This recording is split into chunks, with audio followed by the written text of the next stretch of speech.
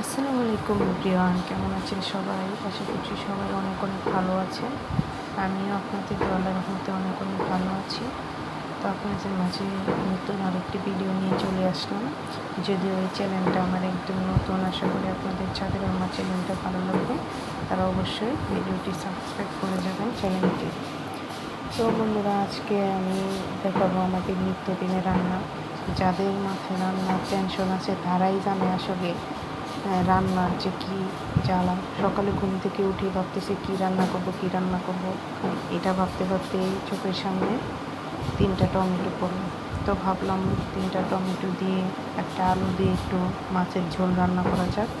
তো যেই বাবা সেই কাজ। এই তো মাছের ঝোল রান্না করার জন্য সব কিছু রেডি করে চুলায় তুলে দিয়েছি। এখন রান্না বসিয়ে দিলাম। রান্না প্রায় কাছাকাছি হয়ে গেছে। তারপরে এই রান্নাটা করতে করতে ভাবলাম শুধু একটা তরকারি দিয়ে তো আর খাওয়া যাবে না। তো আবার ভাবতে ভাবতে ভাবলাম কী রান্না করবে। তখন দেখলাম ঘরের ভিতরে একটা কৌটার মধ্যে মাছের ডাল ছিল। আসলে মাছের ডালটা হচ্ছে মাসকলাইয়ের ডাল। এটা অনেকেই চেনেন না, বা যারা চেনেন তারা অবশ্যই কমেন্ট করে যাবেন। তারপরে আমার ওই রান্নাটা প্রায় শেষ হয়ে গেছে, দেখতে পেলেন। চুলা থেকে নামিয়ে নিলাম। এখন একটা চুলাতে পাতিল বসিয়ে দিলাম, তার মধ্যে তেল পেঁয়াজ কুচি দিয়ে দিলাম।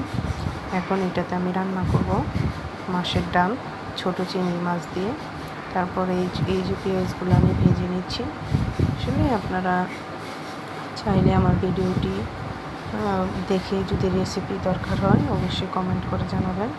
আর আমার বারে বারে বলতেছি, আমি একদম নতুন। সোশ্যাল মিডিয়াতে যদি আমার কোনো ভুল হয়ে থাকে তাহলে অবশ্যই ক্ষমার দৃষ্টিতে দেখবেন। আর চ্যানেলটি সাবস্ক্রাইব করে লাইক কমেন্ট শেয়ার করে আমার পাশে থাকবেন, আমি যাতে আপনাদেরকে নতুন আরও ভালো ভালো ভিডিও কন্টেন্ট উপহার দিতে পারি। আসলে এটা আমার নতুন যাত্রা। প্রথমে হয়তো বা এত ভালো হবে না, আস্তে আস্তেই তো ভালো হয়। আমাদের জীবনে প্রথম আমরা যে কাজটা করতে যাই, ফার্স্টে আমরা সেটা থেকে সফলতা পাই না। আসলে সফলতাটা হচ্ছে এমন এক জিনিস যা অনেক ধৈর্যের পরে পাওয়া যায়, আর মানুষ আস্তে আস্তে শিখে। হয়তো বা আমি আস্তে আস্তে আরও ডেভেলপ হবো আপনাদের ভালোবাসা পেলে। তো যাই হোক, আপনারা আমার হোল ভিডিওটি অবশ্যই দেখবেন। আর যাদের আমার ভিডিওটি ভালো লাগবে তারা অবশ্যই আমার চ্যানেলটি সাবস্ক্রাইব করে যাবেন। তো এই তো যেভাবে সেই কাজ, আবার চুলায় তুলে দিলাম মাছের ডাল রান্নার জন্য। এখানে চিংড়ি মাছ দিয়ে তেলে ভেজে নিলাম। তারপরে সব মশলা দিয়ে ভালো করে কষিয়ে নিয়ে এদিকে মাছের ডালটা অ্যাড করে দিলাম।